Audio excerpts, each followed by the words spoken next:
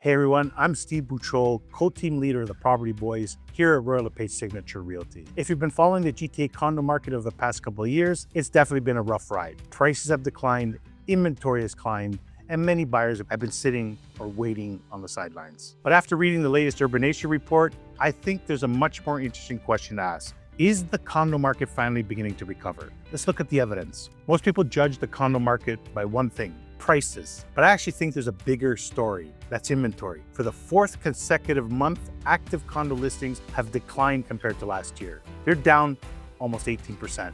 Now, inventory is still well above the long-term average, so buyers definitely still have plenty of choice. But for the first time in a long time, supply is moving in the right direction. When inventory starts shrinking instead of growing, that's often one of the earliest signs that a market is beginning to stabilize. Now let's look at demand. Condo sales increased 4% compared to last May. Now that may not sound like a huge number, but after a prolonged slowdown, is definitely an encouraging sign. What's even more interesting is where the demand is coming from. 62% of all condo sales happen below $600,000, and sales under $500,000 jumped an incredible 75% compared to last year. Now that tells me buyers are returning. Also, investors are becoming more active, and affordability is bringing back buyers into the market. Now let's talk prices. The average condo price across the GTA was about $639,000 in May. Now that's roughly 6% lower than last year. A lot of people hear this and assume that the condo market is getting weaker. I actually see something different.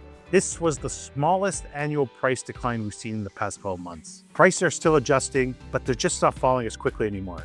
That's exactly what you expect to see as the market begins to stabilize. Now let's look at where the buyers are buying. Not every condo market is performing the same. In central Toronto, for example, condo sales increased 12% compared to last year. Months of inventory fell to 5 months, which is actually healthier than the GTA average. Now compare that to the 905. Average condo prices there declined about 10% over the past year, as compared to the roughly 5% in the city of Toronto. If you're a buyer looking for value, there are more opportunities outside of Toronto. If you're looking for stronger demand, central Toronto is clearly worth watching. That's why I always say that the GTA is not just one single condo market. There are dozens of local markets, and they're all moving at different speeds. So what's my conclusion? After reading this report, I don't think we're looking at a hot condo market at all, obviously. And I don't think we're heading back to the frenzy of 2021 or early 2022. But I do think we're seeing the early stages of a healthier market.